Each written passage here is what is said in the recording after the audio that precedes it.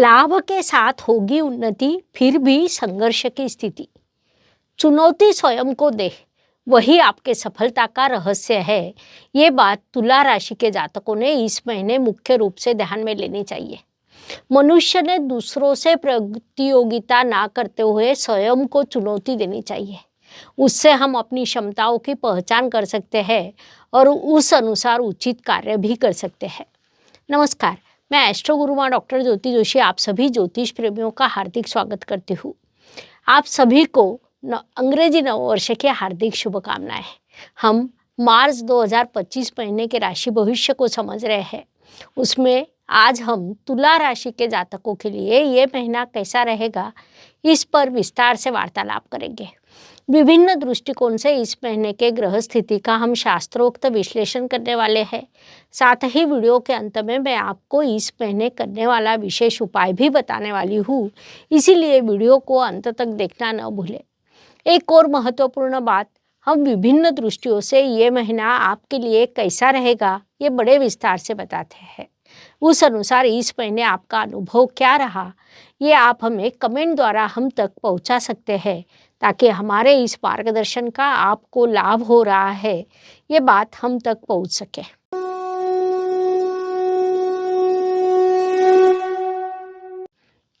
व्यक्तित्व की दृष्टि से जब हम विचार करते हैं तो राशि स्वामी की स्थिति महत्वपूर्ण होती है। तुला राशि के स्वामी शुक्रदेव इस काल में उच्च अवस्था में विराजमान है। महत्वपूर्ण बात है कि वे शत्रु स्थान में जाकर उच्च अवस्था को प्राप्त हुए हैं, अर्थात आपके षष्ठ स्थान में आने वाली मीन राशि में वे उच्च अवस्था को प्राप्त हुए हैं, जिस कारण कितने भी संकट आए, कितनी भी चुनौती आए, आप उनका सामना कर प्रगति करने वाले हैं। यही इस महीने की सबसे महत्वपूर्ण बात रहेगी। उस अनुसार इस काल में आपका व्यक्तित्व विकसित होने वाला है। इस काल का सदुपयोग करें। धन परिवार वाणी की दृष्टि से विचार करें तो तुला राशि के लिए मंगल देव की स्थिति महत्वपूर्ण होती है, क्योंकि वे आपके धनेश है। मंगल देव इस काल में आपके भाग्य स्थान में विराजमान है, जिस कारण धन प्राप्त होना, उचित मात्रा में बचत होना, पारिवारिक जिम्मेदारियों को पूरा करना, इन सभी कार्यों में आपके धन अधिपति आपको सहयोग करने वाले हैं। लेकिन परिवार में अकारण विवाद निर्माण होने की संभावना को नकारा नहीं जा सकता। फिर भी आपके राशि स्वामी सभी को साथ जोड़कर रखेंगे और वातावरण में आनंद भी निर्माण करेंगे। इस काल में वाणी आपकी प्रगल्भ होने वाली है। संक्षेप में इन सभी दृष्टियों से ये काल आपके लिए लाभकारी कहा जा सकता है। इस काल का उपयोग करें।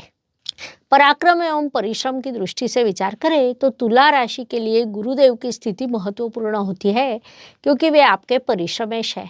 गुरुदेव की यात्रा इस काल में आपके अष्टम स्थान से शुरू है। कुंडली का अष्टम स्थान बाधा और परेशानी का स्थान होता है, जिस कारण कई बार हम परिश्रम की योजना बनाते हैं, उस अनुसार काम की शुरुआत करते हैं, लेकिन अंतिम क्षण में कुछ बाधा निर्माण होकर कार्य में विलंब होता है। ऐसा आपके साथ होने की संभावना है। फिर भी एक बात मुख्य रूप से ध्यान में ले, कल करे सो आज कर, आज करे सो अब, ऐसा हमें संत कबीर कहकर गए हैं। उस दोहे को याद कर आज का कार्य अभी शुरू करे, ये सलाह दी जाती है।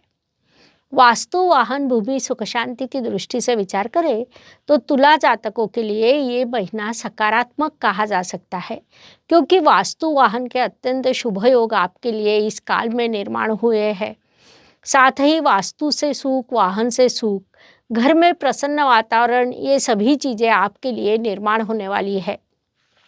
इसीलिए जो जातक वास्तु वाहन का सपना देख रहे हैं, उस दृष्टि से कोई योजना बनाई हो तो इस काल में आपने अधिक प्रयास करने चाहिए। उससे आपको निश्चित रूप से सफलता मिलेगी, आपकी स्वप्न पूर्ति भी होगी। शिक्षा, संतति, प्रणय की दृष्टि से विचार करें तो तुला जातकों के लिए ये काल सकारात्मक कहा जा सकता है। इससे पहले आपने जो पढ़ाई की है उससे लाभ प्राप्त होगा। साथ ही वर्तमान काल में भी आपकी पढ़ाई अच्छी रहेगी। कहीं प्रवेश लेने की आपकी इच्छा हो तो उस दृष्टि से अधिक प्रयास करें, क्योंकि उसमें आपको सफलता प्राप्त होने वाली है। संक्षेप में कई दृष्टियों से ये काल आपके लिए सकारात्मक रहेगा।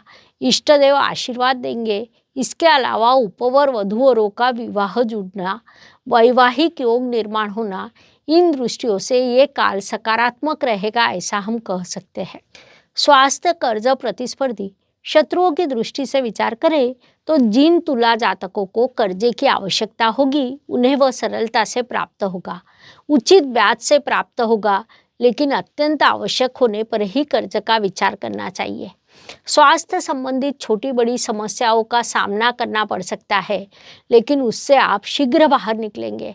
शत्रुओं की गतिविधियां शुरू रहेगी, लेकिन उन्हें नज़रअंदाज कर संपूर्ण ध्यान अपने लक्ष्य पर केंद्रित करें, ये सलाह दी जाती है। नौकरी एवं व्यवसाय की दृष्टि से विचार करें तो जो तुला जातक नौकरी में है उनके लिए ये काल संघर्ष से सफलता का, अचानक धन लाभ का रहेगा।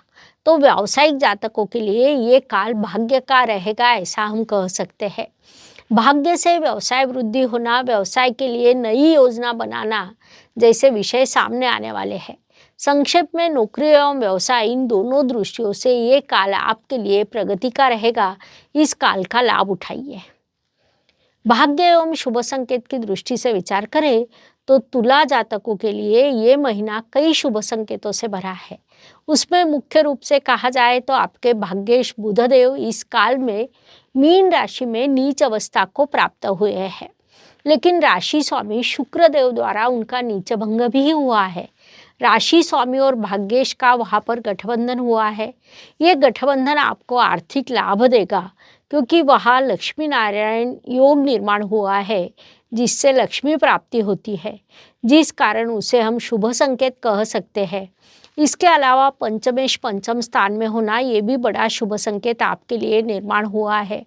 इस प्रकार कई शुभ संकेत निर्माण हुए हैं, उनसे आपको शुभ परिणाम प्राप्त होंगे। इस काल का सदुपयोग करें।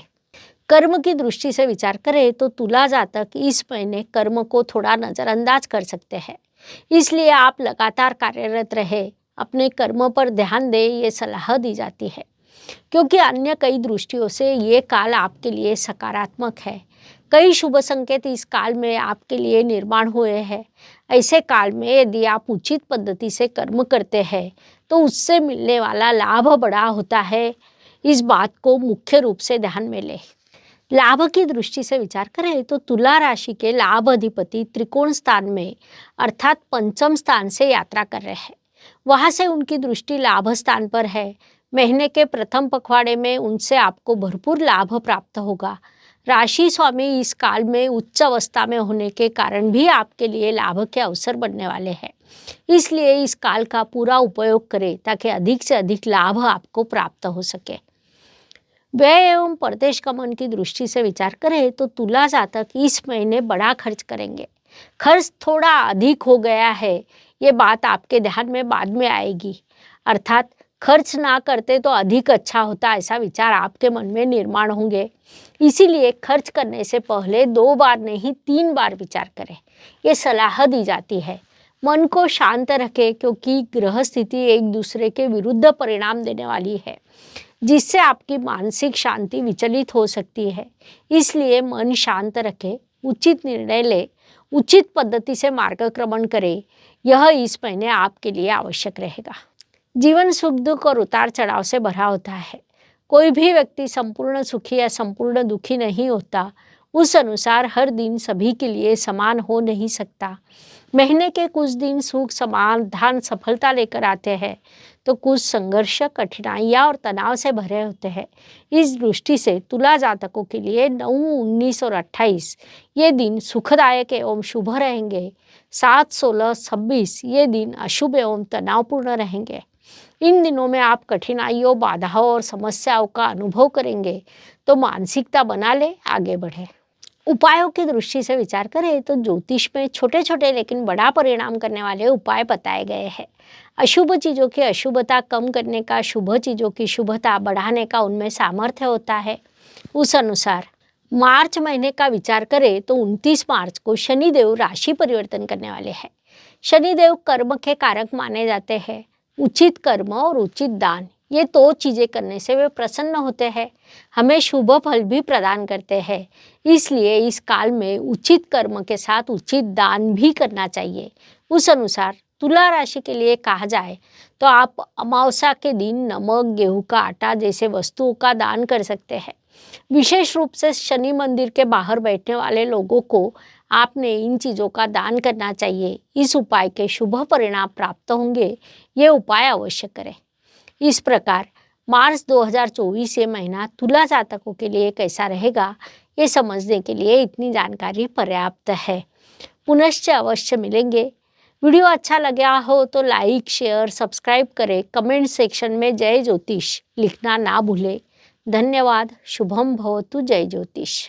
ज्योतिष का अध्ययन तथा शास्त्र की शास्त्रीय तरीके से पढ़ाई करने के लिए मेरी 2 किताबें प्रकाशित हो चुकी है, उनका अवश्य लाभ लीजिए।